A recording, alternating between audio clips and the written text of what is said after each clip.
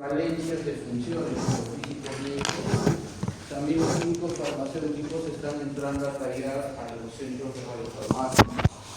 Entonces, aquí ellos, en el concepto de radiofarmacia como tal, ellos por su propia formación tienden a elaborar ahí, ¿no? Entonces, muchas veces, hasta estratégicamente hablando, tendríamos que hablar de trazadores radioactivos, ¿okay? Porque eso es más tirado hacia la atención como tecnólogos médicos que hablar como la función médica.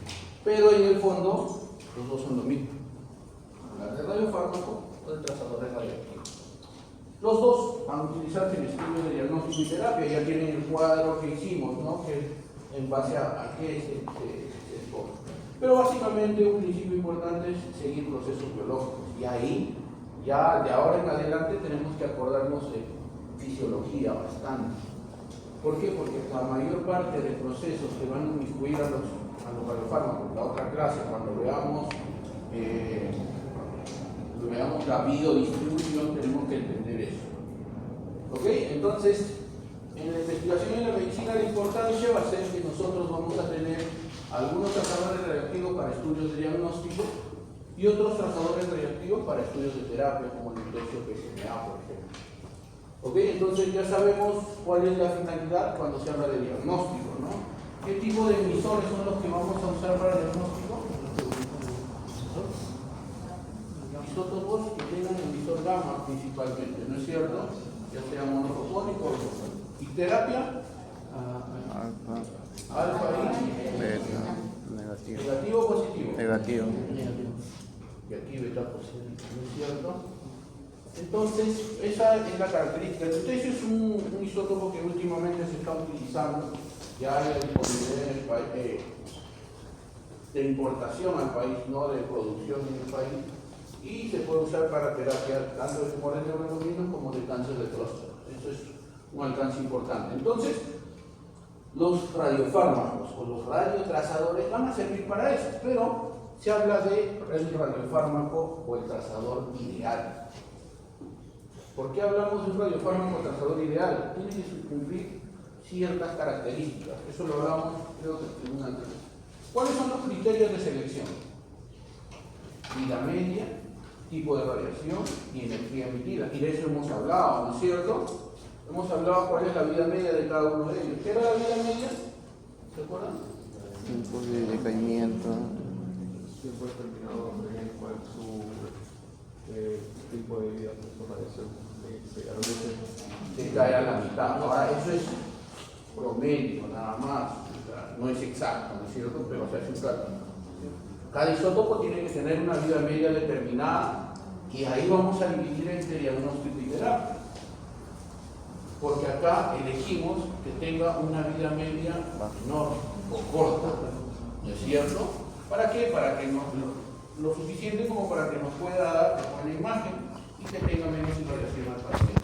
Mientras que en terapia, mayor o larga, ¿ok? Porque permita hacer el efecto de la terapia. ¿Ok? Entonces, el concepto de vida media va a estar ligado al radiofármaco ideal dependiendo si tenemos diagnóstico o terapia. ¿Ok? Entonces, eso es importante. ¿Sí? ¿Dónde estoy?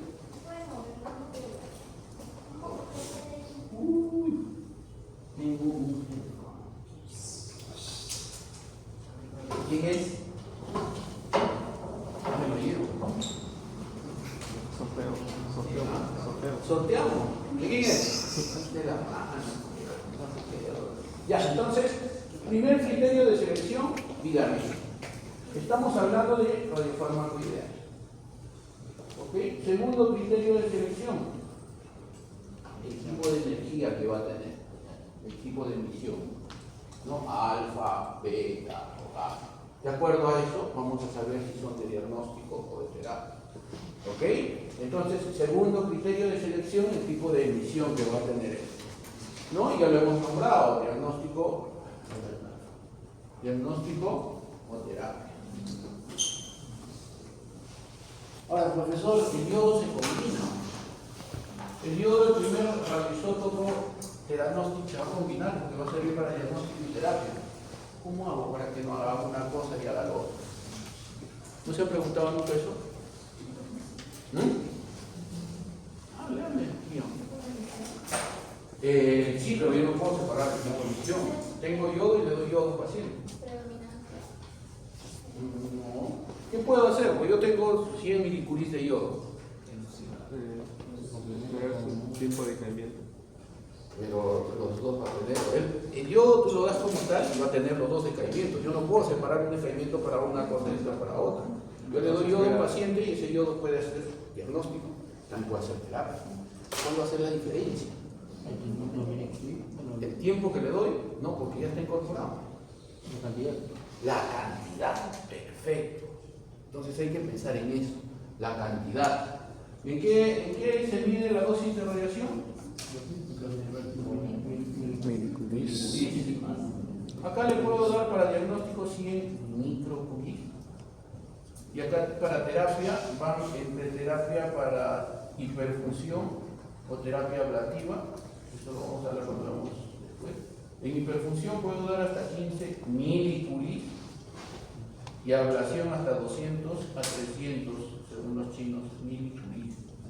O sea, ¿se dan cuenta la diferencia? La diferencia está en la actividad. Para un isótopo como el yodo 231 que tiene los dos tipos de emisión, la actividad, la cantidad que voy a tener. Le doy pequeñas cantidades para usar solamente el emisor gamma y que no haga tanto efecto de terapia, porque los dos van a estar afectos a el concepto de vida media. Ahora, me olvidaba, vida media física era lo que estamos hablando acá. ¿Ok? Porque ya cuando está en el cuerpo va a afectarse otro, que es la vida media biológica.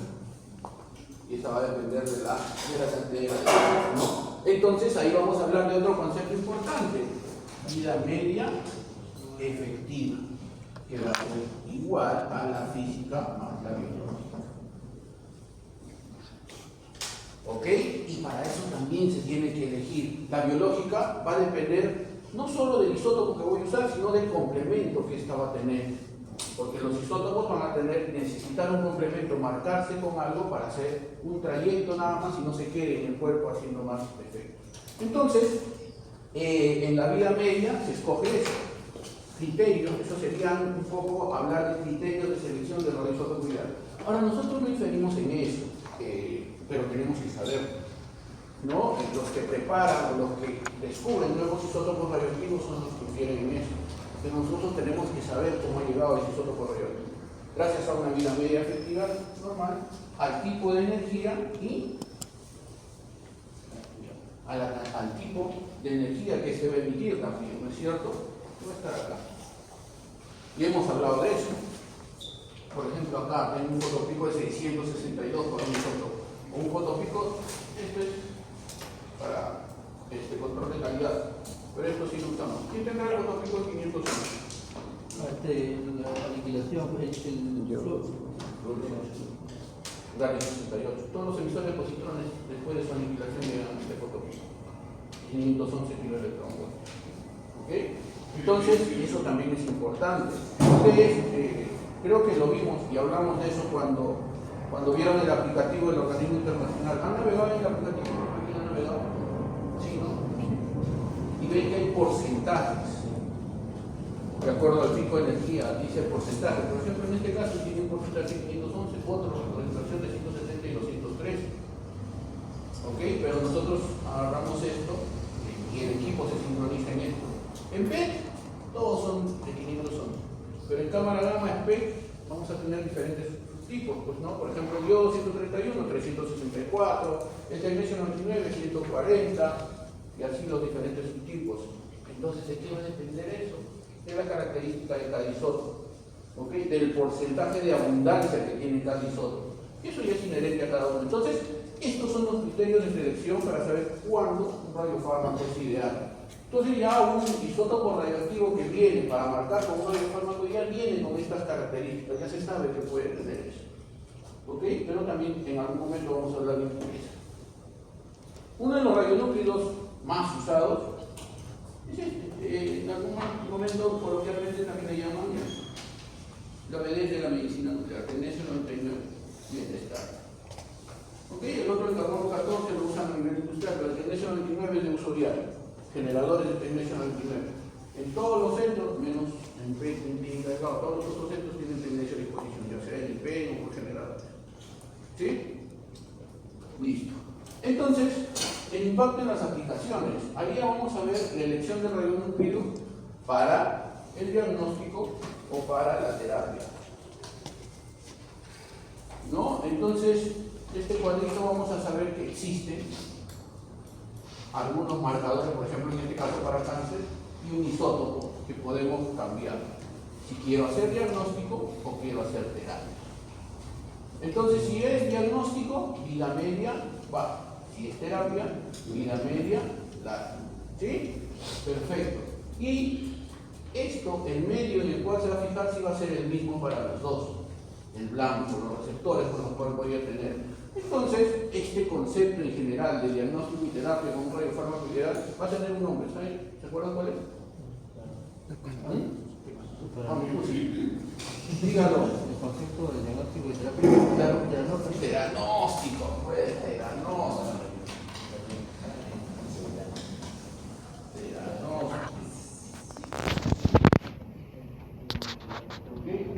En este concepto te va a juntar un isótopo para diagnóstico, un isótopo para terapia. Para diagnóstico o para terapia, un emisor gamma o beta positivo y un emisor alfa o beta. Unido, a un transportador que va a ir hacia el blanco. En este caso puede ser PSMA, por ejemplo. PSMA para diagnóstico. Puede ser en la actualidad el Tecnation 99, metaestable, PSMA. Para diagnóstico y para terapia, Lutetium 177 PSMA. O sea, este mismo, un receptor que va a ir a los receptores que se encuentran en el borde de la célula, que va a marcar cuando se aumenta PSMA, por ejemplo, para diagnóstico y para terapia.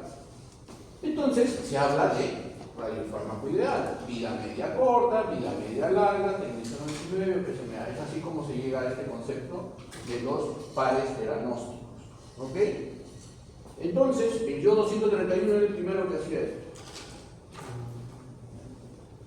Pero el diagnóstico desde el radiofármaco ideal va a virar, va a cambiar. Porque ahorita es campo de exclusivo de la medicina nuclear. ¿Sí? ¿Todos de acuerdo?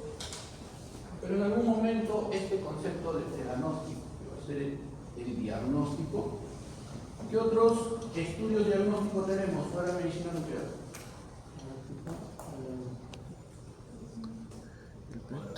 El PET. Tomografía, El PET. resonancia magnética, ultrasonido. ¿Se podrá hacer diagnóstico con eso? Sí. Es el futuro. Nanopartículas que puedan unirse con, ¿cuál es el contraste de resonancia? Gadolínio con una nanopartícula y que haga el diagnóstico y que esa misma nanopartícula se marque con un techo y haga diagnóstico. Ese va a ser el futuro y eso lo van a tocar ustedes. Entonces el concepto de diagnóstico ya está en preclínico 3, se hace con contrastes de ultrasonido, pero en la actualidad se están marcando nanopartículas. Entonces en algún momento a ustedes les va a llegar contraste con nanopartículas. Perfecto, se hace el diagnóstico. Y luego en medicina nuclear vamos a esperar marcar esa misma nanopartícula con lutecio y se va a hacer terapia. ¿Y cuál va a ser el profesional que va a estar enmarcado en todo eso? El neurólogo médico. Porque es el único que va a poder manejarse entre imágenes y terapia. ¿Ok? Entonces, eso va a ser el futuro para ustedes. ¿Ok? Yo, ojalá que todavía pueda aportar. Y después no digan, como muchos de mis colegas dicen, el profe es bien teórico. Ojalá que ya ustedes cuando estén en la práctica yo siga teorizando acá en la academia, nos encontremos y hablemos de lo que en algún momento hemos visto. Yo no puse. Me ha agarrado el profe, la pasada Cecilia. ¿Ok? Lo puse. Entonces, Entonces, eso va a ser el futuro. ¿Y de dónde nacen los trazadores radioactivos o de radiofármacos o de radiotrazadores? Lo mismo. ¿Listo? ¿Entendido? Sencillo, ¿no es cierto? Vamos a ver ahora cómo se marca todo.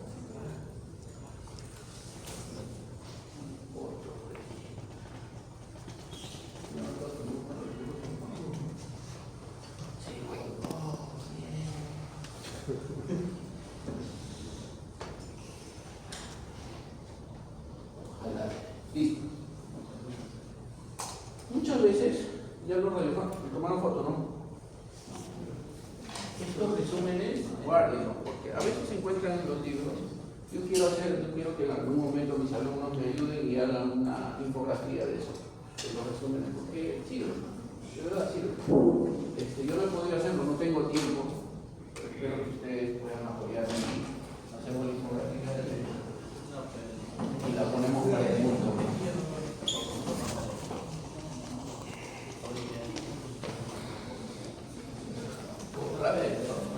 Listo, entonces, muchos de los radiofármacos necesitan prepararse o unirse para que lleguen a ser radiofármacos, ¿no es cierto? ¿Qué es lo que vamos a unir? Un isótopo radioactivo con un fármaco. Cuando estamos en medicina nuclear convencional, cámara gamma o PET-CT, sí hacemos este proceso, preparación de radiofármacos, unir el tecnecio con algo. ¿Ok? Y este proceso en estos últimos tiempos va a tomar un papel preponderante, acuérdense. Esto lo hacemos detrás de lo que es el vidrocromado. Ya han visto, los que han ido a la práctica, cómo son los castillos de plomo. ¿Ok? ¿Se adaptan al trabajo en castillo de plomo? ¿Los que han ido a ver? ¿Ah? Con dosificador. Ah, tú estás en clínica de campo. ¿Quiénes han ido a Almenara? Levante la mano. Música. ¿Han visto el cuarto caliente? Ya. ¿Se puede trabajar? Es incómodo. Es incómodo. Y el vidrio cromado también incomoda para poder ver. Hay que acostumbrarse. ¿Ok? Entonces, la cuestión es acostumbrarse para luego realizar eso. La preparación. En la preparación yo voy a tener, previo a eso, condiciones de almacenamiento de todos los fármacos. Todos los fármacos tienen eso, condiciones de almacenamiento. Fecha de expiración. ¿Y dónde vamos a tener todos estos datos? Máxima temperatura, máxima temperatura, En el inserto. De acá en adelante, nuestra vida va a ser todo eso. Si van a un centro de medicina nuclear, recobren los insertos, porque esa va a ser nuestra literatura todos los días. ¿Ok? ¿Por qué el profesor sabe tanto? Porque con la práctica yo tengo casi todos los insertos de casi todas las marcas en mi cabeza. Pero es práctica. ¿No? Ustedes ya tienen el mundo digital. Lo que hacía con los alumnos en otros años es tener un drive de todos los insertos. Ténganlo, porque en algún momento si llegan a trabajar les va a servir, pero quizás no trabajen con los mismos fármacos, pero el principio activo va a estar ahí, entonces tengan los insertos. Todas estas consideraciones son llamados, o sea, tienen un concepto importante en el mundo de la radiofarmacia.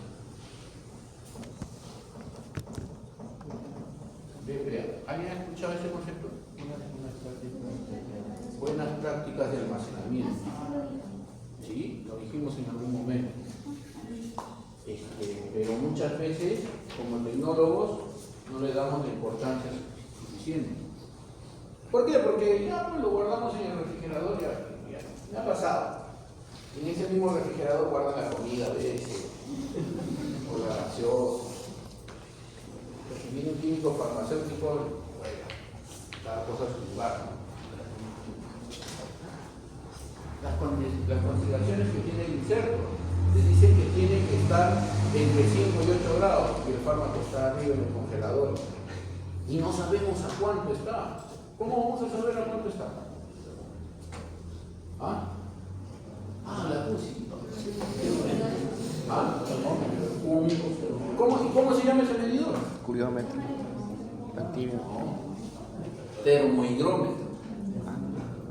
¿Ok? Entonces es un termómetro que va a servir para tener. Y si me dicen las condiciones de almacenamiento que está escrito y me dicen entre 5 y 8 grados, y lo meto al refrigerador y en el refrigerador le pongo un termómetro y está a menos 10 o menos 15, conservará sus características de ese fármaco. Si después lo saco y lo marco y lo inyecto al paciente, lo haría si fuese un familiar suyo. Y en muchos de los centros no tenemos eso. Y eso ya está escrito como buenas prácticas de almacenamiento. O nos viene un fármaco del extranjero, nos viene pues lo que he visto también, algunos profesionales van afuera, se van a otro país y en la maleta traen 1 o 2 viales de algún fármaco para marcar contenido. Bueno, se lo regalaron allá en otro país y lo traen acá. Pero dicen las condiciones de almacenamiento entre 8 a 10 grados. Y lo traen en el bolsillo o en la maleta, sometido no sé a qué tipo de temperatura o a qué tipo de presión, y cuando llegan lo marcan y lo inyectan. Estará bien eso.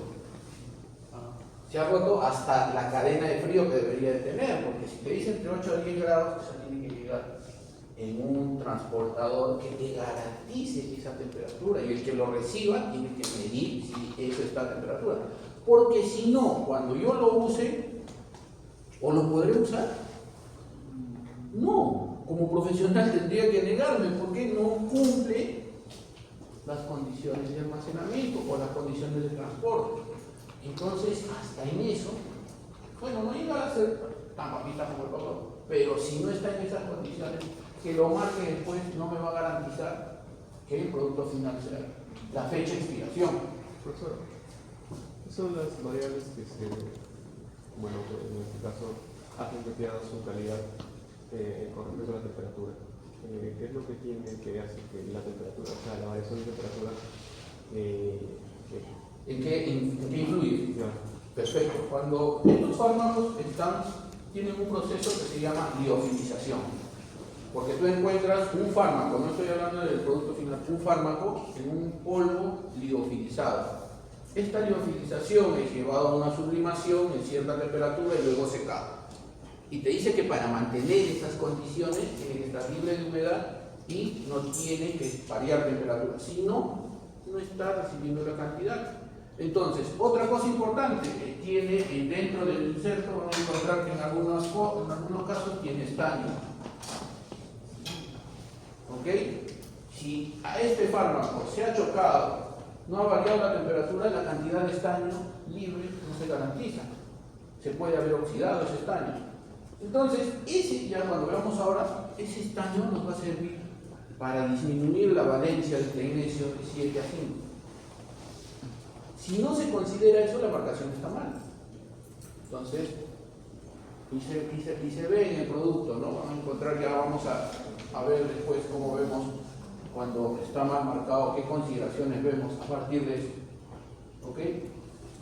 Nos ha pasado hace poco, hasta para el transporte de los generadores. Es importante. ¿Se acuerdan que cuando vimos la práctica, cómo estaba dentro del generador? 1, el filtro. 2, donde estaba el molibdeno. Era una campana, era un bulbo de vidrio, ¿no es cierto? ¿Ok? Una columna de aluminio. Y esta columna de aluminio no tiene por qué moverse o chocarse, porque si no puede producir coloides y también puede tener mal proceso de marcación. Solo desde ese punto de vista, si ese generador sigue moviendo. Y para garantizar eso que te dicen, eludia cuando llegue el generador o 23 o 24 horas antes. Si no haces ese proceso, si no haces eso, que es sencillo, te dice el fabricante, pero a veces no lo seguimos porque subestimamos ciertas cosas o creemos que sabemos más. O sea, no podemos saber más de lo que el inserto nos diga. ¿Ok? El inserto tiene que ser norma ley. A veces la experiencia nos ha ayudado a decir, pues el inserto me dice, marque hasta 500 milicuries. pero tengo que atender más de 20 pacientes, marco con 100 más.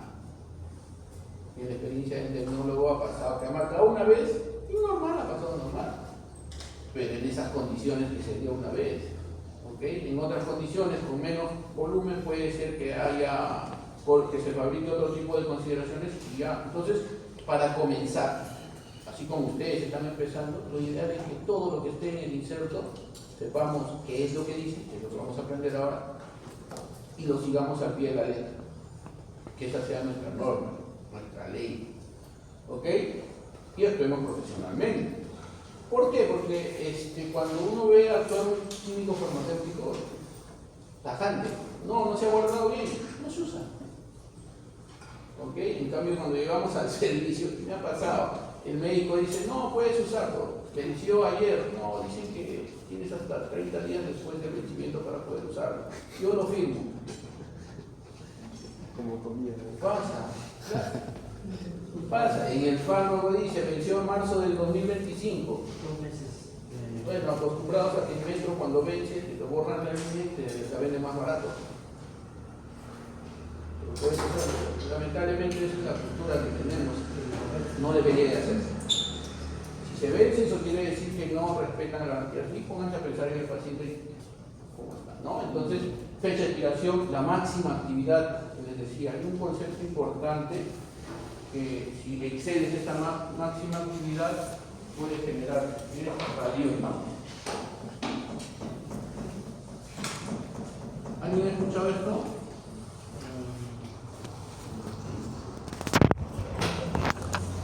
Radiolosis. En la vida real, radiólisis, en el día a día.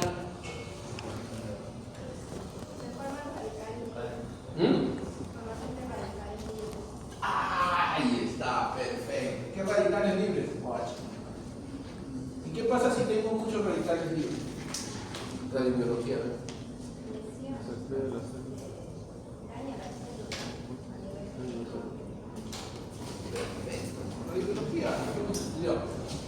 Cuando yo excedo, en el fármaco, en el inserto me dice solo hasta 500 milicuries, en un volumen de 3 a 5 mililitros. Esto no es por gusto. Si yo marco en menos volumen y en más actividad, se puede generar esto. ¿Ok? Y lo que marco va a tener radicales libres y puede generar algún efecto biológico en el paciente. Y ahora si eso considera, vamos a hablar un poquito de ética también. No es cierto.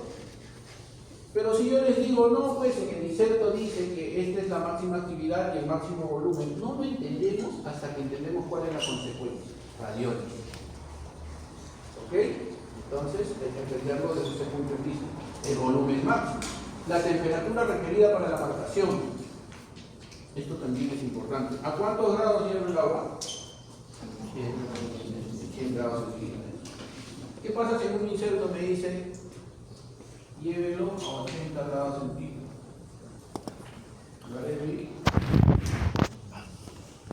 ¿Cómo garantizo? Una horita con un termómetro, y absorbe esa temperatura. En ningún servicio de medicina no queda visto eso. Pero lo que sí he visto es insertos que te dicen a cierta temperatura. El lutecio, por ejemplo, para la marcación nos pide eso. Entonces, las condiciones también tienen que ser las reales. La forma de agitar, el tiempo de incubación y la estabilidad del complejo marcado. Una vez que ya todo haya marcado el complejo radiofármaco, este complejo va a tener un tiempo de estabilidad. ¿Qué quiere decir? Que el isótopo radioactivo con el fármaco unido va a tener un tiempo. ¿Dónde me dice ese tiempo? En el inserto. Solo usar 3 horas después de la marcación. ¿Qué pasa si yo he marcado a las 8 de la mañana y tengo a las 11:30 otro paciente? He marcado TTPA con tendencia a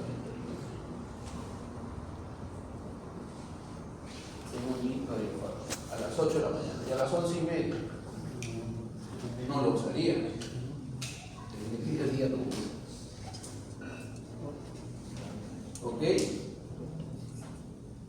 ¿Por qué? Porque después de este tiempo no me garantiza el fabricante que esta unión sea cierta. ¿Ok? Entonces ya no voy a tener un hilo, ya no se va a fijar en la unión, ya no va a hacer la eliminación, no me va a dar el producto. Entonces, la estabilidad del complejo quiere decir que se tiene que respetar. Todo lo que está acá se tiene que respetar. ¿Dónde están esas condiciones de respeto? En los insertos o en la posología. Entonces, hay que tener consideraciones. El por qué ya les estoy explicando. El porqué de cada uno. ¿Ok? Para que lo sepan. ¿Por qué? Porque muchas veces nos ha pasado. Yo le enseño acá en la universidad. No sé si en otra lo enseñarán. ¿El por qué? A mí me gusta que mis alumnos sepan el por qué. O nos olvidamos. Y llegan a trabajar y se olvidaron. Y estamos trabajando con colegas, no pasado. ¿No? Entonces, recomendaciones que están en los insertos. Determinar de qué se trata la gente que desea marcar. Suena medio tonto. Determinar de qué se trata la gente marcar. Tú ves acá MDP, una columna azul. ¿Ya? Yo les comento porque nos ha pasado. Un vial de DTPA que dice DTPA ahí, tiene un color no celeste, tiene un color verde. El colega no llevó sus lentes, agarró DTPA y marcó DTPA y inyectó DTPA al paciente en MDP. Pasa, sucede en las mejores familias. Entonces, aunque parezca tonto decir determinar de qué agente se trata, lo colocan porque sí ha pasado, sí ha sucedido. Entonces hay que tener cuidado. Verificar el tapón de goma. Este tiene un tapón de goma y un recinto de aluminio. ¿Por qué me dice verificar?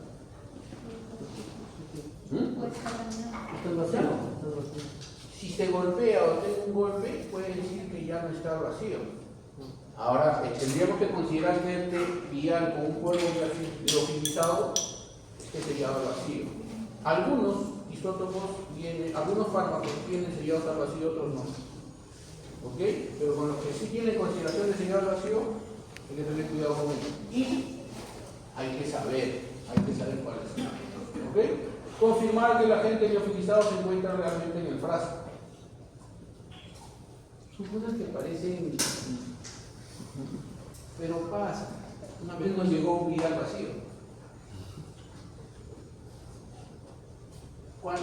¿Qué harían si llega un vial vacío? Perfecto, ¿con quién? Con jefe, perfecto. Y te dice, ya, coge otro vial y ya. Depende de la sí. El tiempo. En ningún lado se había contaminado en la cocina. Medifarma, ¿le suena? ¿Qué se debería hacer? Chao, ¿sí o no?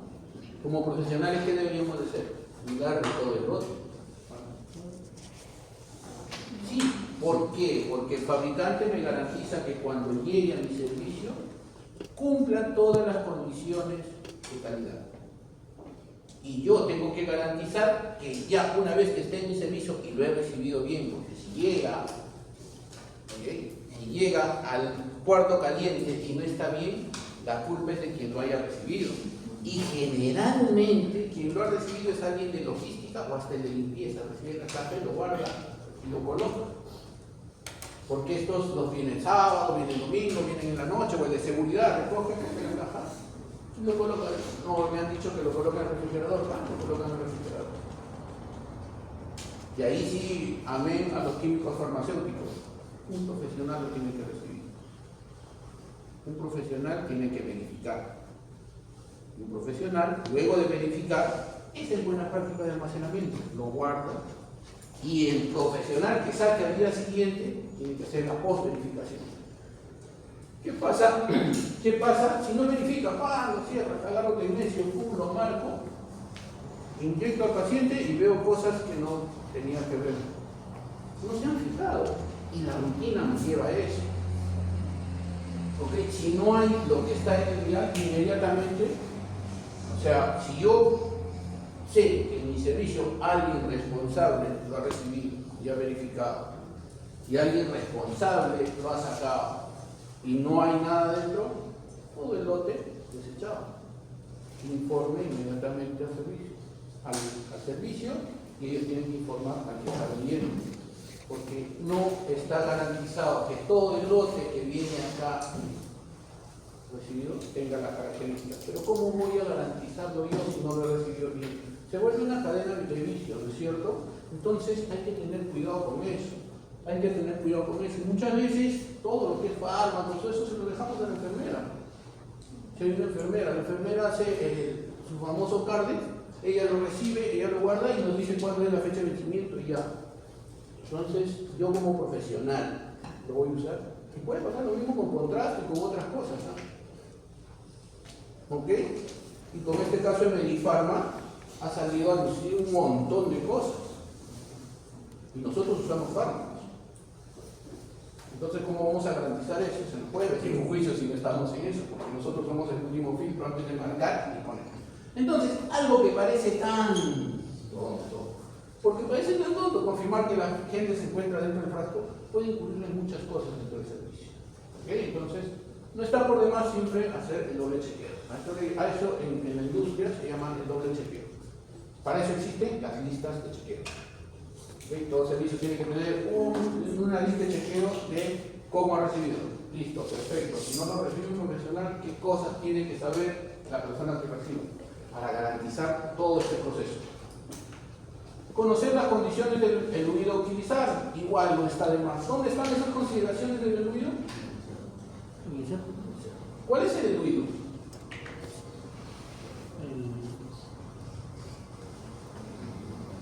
¿Cuál es el proceso que hemos hecho en la práctica? Elusión. ¿Cuál será el eluido? El tecnecio, isótopo radioactivo, acá la comunidad, el eluido. ¿Qué hemos hecho? Ilusión de tecnesio 99, acuérdense. Entonces, ¿el eluido cuál será? El tecnesio 99. Entonces, tenemos que conocer las condiciones. ¿Dónde están esas condiciones? En la posología del generador. ¿Y qué quiere decir eso? Que tengo que saber cuándo se tiene que eluir, bajo qué condiciones se tiene que eluir, si las condiciones en las que estoy están bien. Eso está en los dos insertos que yo les he prestado y tener en cuenta la posible sobrepresión del vial. Esto también es importante porque puede generar que después haya contaminación. ¿A qué se refiere? Este vial, con este tapón de goma, está sellado a una cierta atmósfera.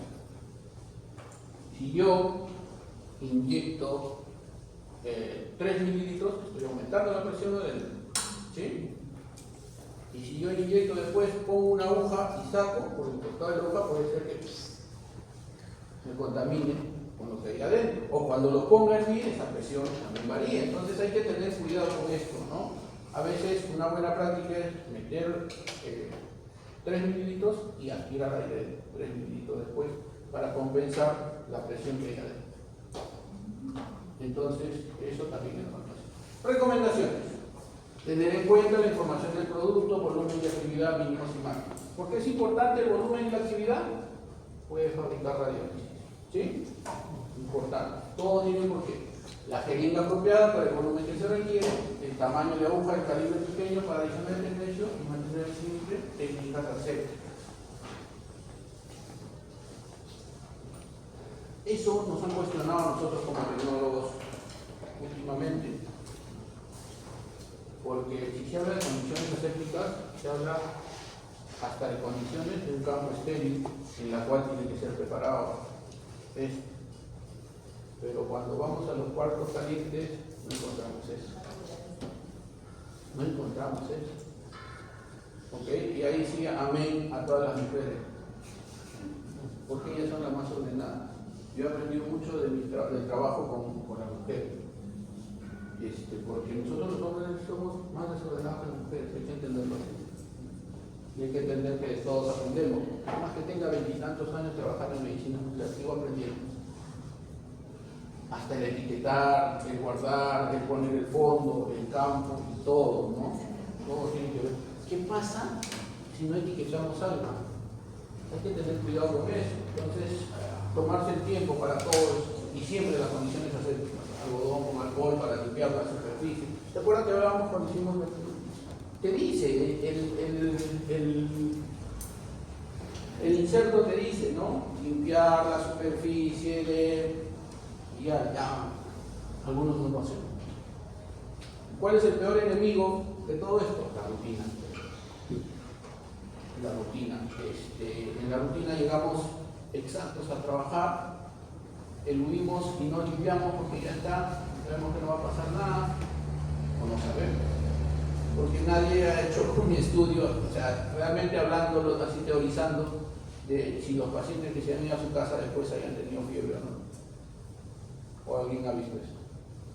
De los pacientes atendidos en tomografía computada y después hayan hecho fiebre, ¿no? A razón del contraste. ¿Claro? Que hayan llegado, ¿no? Entonces, la asepsia es importante, ¿no? La asepsia y el orden. Una vez que ya se ha hecho la marcación, esto también es importante. Estos radiofármacos tienen que ser controlados, ¿ok? Antes, y tienen que asegurar la calidad. ¿Cómo aseguramos la calidad del radiofármaco? Contador de costo. ¿Ah? Contador de costo. Esa es la actividad.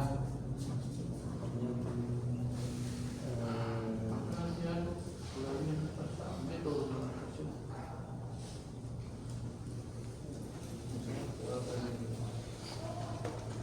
Cuando hablamos de marcación,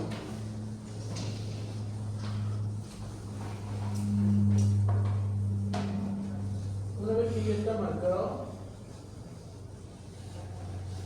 tenemos que estudiar esto, los factores que afectan el rendimiento. ¿Y dónde vamos a encontrar estos? Normalmente está en los índices de procedimiento, pero existen algo que se llama farmacopea. ¿No han escuchado eso? En los insertos está, cada inserto es la indicación de un preparado, pero de un preparado específico o comercial, ¿no? Ahí viene, cuando compramos cualquier medicina, sabemos que hay medicinas genéricas y medicinas ya de marca, ¿no es cierto? Pero los principios ideales de toda medicina están en la farmacopea y también de los fármacos. Entonces existe una farmacopea que nos dice cómo se hace cada uno de los procesos de rendimiento de la marcación. ¿Ok? Y si eso no se hace, se debería de hacer al menos en el fármaco de segunda y tercera generación para medir cuán bien está esto. ¿Alguien ha escuchado algo de cromatografía? Laboratorio clínico, laboratorio. Tal vez hayan visto algo de eso cuando hayan hecho. Ustedes vienen de estudios generales, ¿no? Sí, laboratorio virtual. En algún momento se hace cromatografía para evaluar que la sustancia que he marcado se mantiene ligada o no se mantiene ligada. ¿Ok? Entonces yo tengo tecnesio 99 marcado con TPA. Pongo una gota de esto con una sustancia que va a ayudar a que esta se pueda elevar o separar, y luego lo llevo al activímetro o al equipo y puedo ver si sigue ligado o no en un cierto porcentaje. Eso se llama cromatografía. ¿Lo hace el tecnólogo médico? Sí, debería hacerlo, porque eso es uno de los controles de calidad que se hacen para ver el rendimiento de la marcación. ¿Y en los insertos me dice cómo hacerlo? Sí, sí está, pero no lo hacemos porque necesitamos ciertos productos controlados a veces. ¿Ok? Tengo una tesis de eso, de cromatografía con tecnesio 99, hecho por Xiomara Arestegui, si no me equivoco, y está dentro de la bibliografía, pueden leerla, ¿ok? Para ver cómo se hace. ¿Deberíamos de hacerlo? Sí, deberíamos de hacerlo. ¿Todos los servicios de medicina nuclear lo hacen? No todos lo hacen. No todos lo hacen. ¿Ok? Deberíamos de hacer los métodos de purificación. Saber si ese fármaco está marcado con tecnesio 29 o está libre. ¿Por qué es importante eso? Por ejemplo, en este estudio, Este es un estudio para cerebro. Si yo marco un fármaco para ver cerebro, tengo que ver solo el cerebro. Si yo tengo tecnesio libre que no ha sido marcado, ¿a dónde se ve el tecnesio libre? Y de ahora en adelante anótenlo, porque eso es una de las características de control de calidad tardío. El tecnesio 99 solo inyectado al paciente nos va a dejar de ver tiroides, porque sirve para ver esto. Glándulas salivales, porque sirve para ver esto. Riñón, mucosa gástrica. Si yo tengo un complejo marcado con tecnesio 99, por ejemplo, en este caso nos habla de HMPAO marcado con tecnesio 99.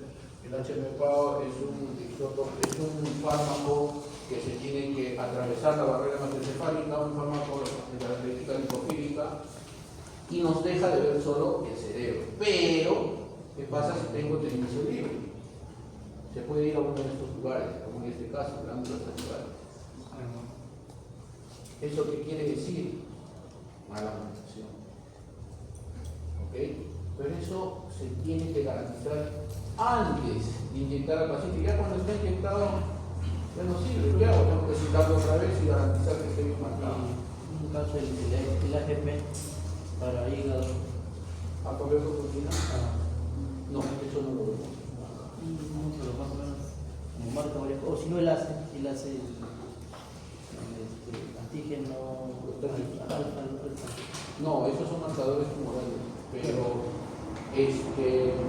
lo que sí puede, esto es en el caso de que tengas tecnesio libre, esas son impurezas, que no me marcan. La otra que puedo ver es el coloide, que creo que con eso te estás equivocando. Cuando tengo la lúmina que ha pasado mal del generador y ha pasado al producto y se va a ver en la marcación, esa lúmina va a ser fagocitada en el cuerpo. ¿Ok? Y por ejemplo puedo ver pulmones. ¿Dónde están las células fagocíticas en el cuerpo? Mayor porcentaje, hígado básico. ¿Dónde? El sistema reticular endotelial. Acuérdense. Hígado vaso, médula. Ya, eso se van a acordar porque los voy a atormentar con eso todo el semestre. Acuérdense de eso. Acuérdense de fisiología. Ya, entonces, hígado vaso, médula. ¿Qué pasa si estoy haciendo una prueba de riñones y veo pulmón o hígado? Por ahí les voy a tener algunas imágenes. Si veo hígado, se ha fagocitado.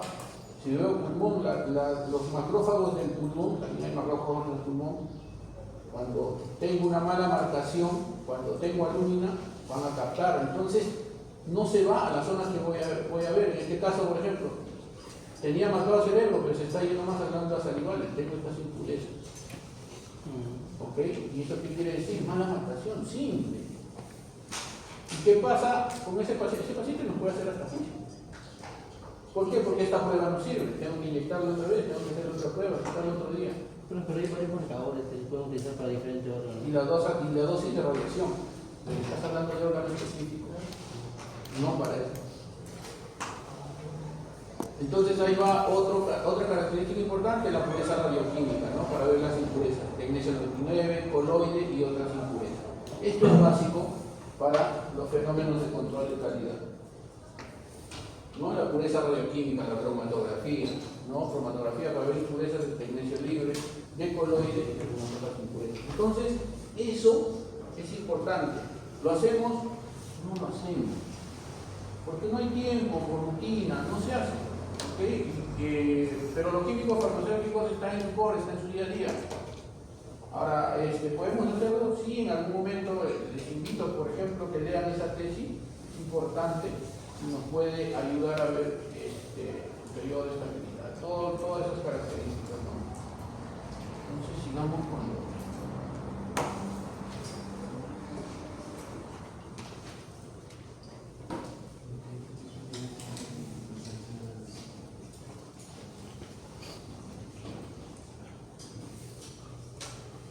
¿Ok? Entonces, hay que tener cuidado con esto, ¿no? Con la marcación. Si nos dice hervir a cierta temperatura, que tiene que hervir a cierta temperatura, para eso tenemos que tener algunos elementos, cocinas en algún momento, o algo como fuese. Entonces lo que nosotros vamos a tener que un frío. ¿Qué es un frío? ¿Alguien se imagina qué es eso? Esto no es un frío. Es un gas frío. Estos son fríos.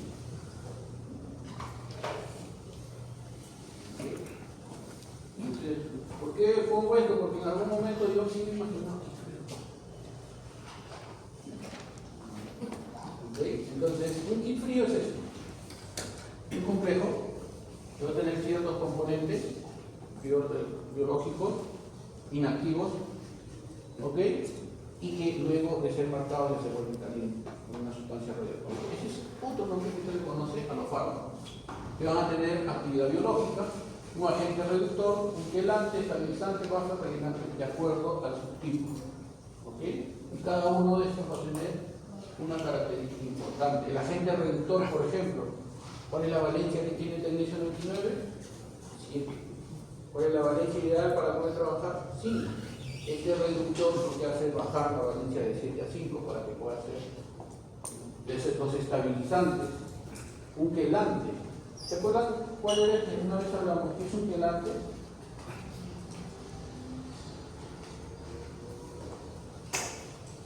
Una vez les comenté algo de quelante. ¿Se acuerdan?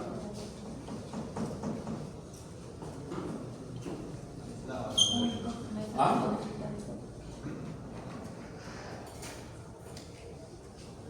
¿Qué es esto? Gadolínio. ¿Qué característica tiene el gadolínio? Lo que disminuye Si yo inyecto de frente al paciente, es tóxico, ¿no es cierto? Entonces necesitan aislar esta toxicidad. ¿Con qué lo aíslan? Un quelante. Un quelante. ¿Cuál es el quelante?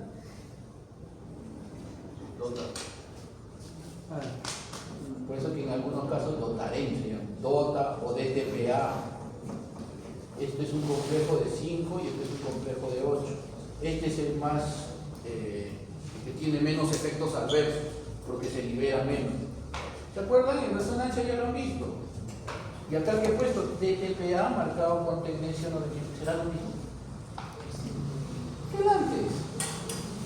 Quelantes, aislantes. ¿Ok? En algún momento, por ejemplo, van a encontrar los casos lutecio, sota, dota, tate, dota, no. Se volvió loco, ¿no?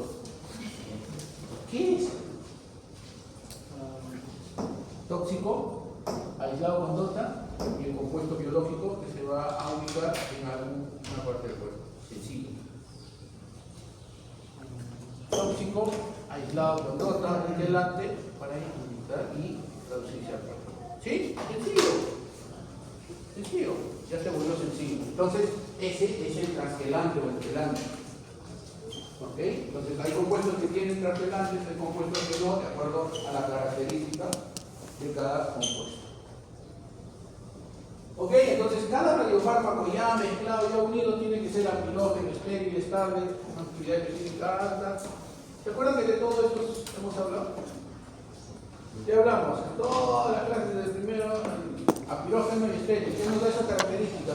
Trabajar en un campo estéril. Que el tecnesio 99, cuando lo vimos, el filtro me garantice eso, ¿no? La actividad específica alta, ¿ok? De lunes a viernes generalmente es el proceso en el generador. Localización rápida, depuración sanguínea, costo razonable y fácil disponibilidad. Lo ideal sería esto, que sean toda la vida, pero ahí viene un patrón importante. Un compuesto marcado puede llegar a costar desde $12 hasta $500. Solamente el fármaco. Entonces hace que muchas veces este concepto de costo razonable no sea tan razonable. un estudio de PET con FDG llega a costar 6.000 soles, por ejemplo. Solo un estudio por cáncer. Y el fármaco, $500. O sea, un fármaco que viene en 0,05 mililitros. Se me cae una gota, chao, perdí $200. Entonces hay que tener cuidado con todos esos tipos de marcación. Se utiliza, ya en marcación con tecnesio 99, se utiliza esto, tecnesio 99 metaestable, el huido del generador, como iopertecnetato, ¿ok? Eso es lo que tuvimos del generador, ¿no es cierto? Iopertecnetato con estado de oxidación más 7. ¿Sí? Listo. Y el primer paso es la reducción de tecnesio, donde se va a dar la ganancia electrónica. Cuando hago la aguantación, se reduce esto. ¿Puedo inyectarlo directamente? Sí, para ver solamente estas cosas. Tiroides, glándulas salivales, mucosa gástrica y ¿qué me falta? Ok, entonces solamente para ver esto. Y luego de la marcación, esto va a ser unido a una molécula orgánica o inorgánica, de acuerdo a su tipo. ¿Y a quién me va a dar este inicio? El fármaco. Me va a decir a dónde va. ¿Sí? Entonces para eso yo necesito el huido. ¿Se acuerdan? Dos agujas. Una aguja. Sencillísimo. Sencillísimo. ¿Ok? No se mata. La lista, pero. ¿Ah? La lista no hay lista. Hemos llegado tarde.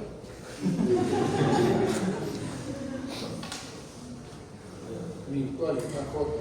¿Qué se me falta uno? Faltan los Entonces tengo un generador.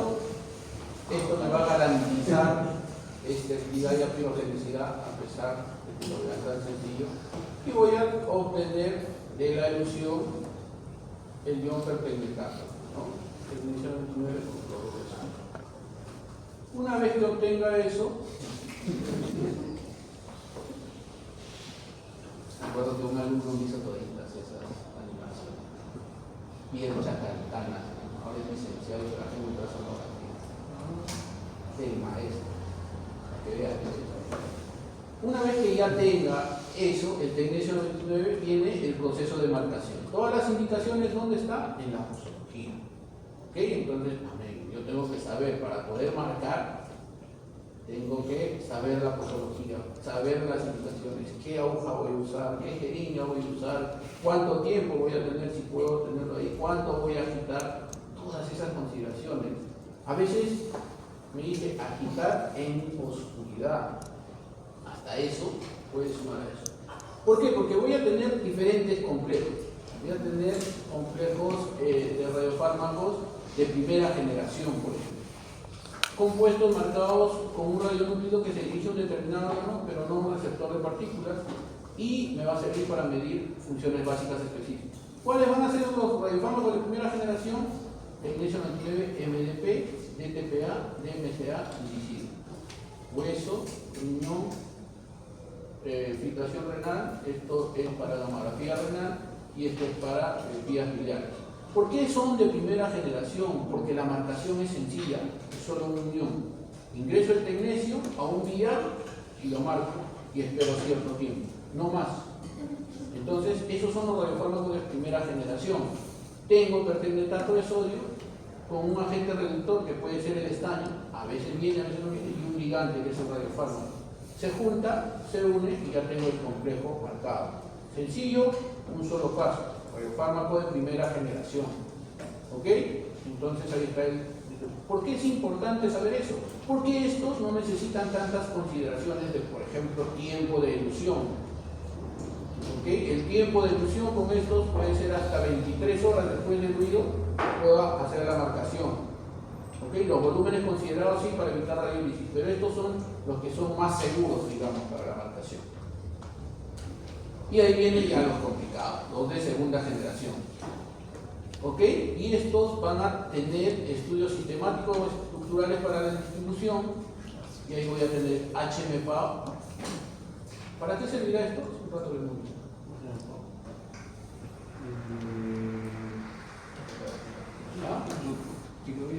No, HMPAO para cerebro. ¿Se acuerdan que hace rato vimos la imagen que no estaba el cerebro, que estaba ganando los salivales? Listo.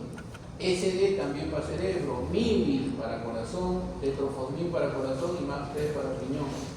Estos complejos, para poder marcar, necesitan, por ejemplo, tiempos largos de marcación. Esto necesita marcas y necesitas esperar 20 minutos para que se produzca el complejo. Esto necesita servir 15 a 20 minutos de acuerdo al fármaco. Esto también. Entonces ya la marcación no es tan sencilla. Necesitan 2 o 3 procesos más dentro de la marcación. ¿Por qué? Porque se forma un complejo intermediario. ¿Ok? Se unen estos dos, pero se forma un complejo intermediario que luego de la espera o luego de hacer hervir, recién se va a formar el ligando específico y el producto final. ¿Ok? Entonces, con estos hay que tener mucho más cuidado. Mucho más cuidado. Y van a leer el proceso de marcación, no es tan sencillo. Ahí también está el opiotride y hay otros fármacos que vamos a hacer. ¿Ok? Entonces, liofilizado de cardiolite, tecnesio 99, se forma citrato, estaño 4, y de ahí se llega al y recién se tiene producto final. Y tiene muchas otras sustancias dentro de su característica, ¿no? Aparte del MIBI, estaño, cisteína, citrato de sodio, hasta manitol. ¿Ok? Entonces son complejos mucho más sensibles. Yo creo, hay algunos centros en donde sí les van a permitir marcar, pero radiofármacos de primera generación. No creo que lleguemos a segunda generación. ¿Verdad? Llegan los a juego todo el mundo. Profesor, y ya listo, segunda generación. ¿Y el FDG? ¿Qué se da? Porque estoy hablando de marcación manual. ¿Sí? Pero el FDG no se hace manual, porque una clínica de grado sabe que ya llega flúor 18 marcado con FDG. Cuando marcamos tecnesio 99, marcamos 100 milicuris, lo máximo que podemos marcar son 500 milicuris. Pero para marcar flúor 18 FDG, marcan 2 curis, hasta 3 curis. Entonces, por protección radiológica ya no puedo hacer marcación manual. 1. 2. Necesito un elemento donde se tiene que marcar esto. Y ese elemento se va a llamar, ¿se acuerdan? ¿Por qué lo hablé? Módulo de síntesis. Quien quiera una clase de módulo de síntesis puede hacer virtual. ¿Por qué? Porque en eso trabajaba yo cuando trabajaba en ciclotrón, marcación de flúor 18 FDG. ¿Cuánto demora? 45 minutos en una cabina cerrada, sellada, y lo que hacemos nosotros como profesionales es verificar que todos los pasos de la fórmula magistral se cumplen. ¿Ok? Ya cuando llega eso, es un radiofármaco de tercera generación, solamente marcado el módulo de síntesis. Casi todos los radiofármacos para P se marcan con módulo de síntesis. PSMA, flúor 18, flúor 18 FDG, flúor NAP, todos con módulos de síntesis. ¿Ok? Que son de tercera generación. Entonces, generalmente eso no lo vamos a ver. Bueno, yo he trabajado en ciclotrón, sí tuve la oportunidad de leerlo ahí, pero en el día a día no lo vamos a ver eso. ¿Ok? Entonces, la marcación de radiofármaco va a tener importancia directa con la reducción del tecnesio 29 dependiendo del oxígeno presente. Eso también es importante. ¿Ok? Cuando viene un vial liofilizado, se lleva al vacío y este contiene estaño, esta relación estaño-tecnesio se tiene que mantener, entonces se tiene que guardar importancia directa con ingresar oxígeno. ¿Qué tiene que ver, profesor, eso? Que por ejemplo, esa práctica, si pueden en algún momento lo hagan, detrás del vidrio plomado, sacar la burbuja que tenga la jeringa.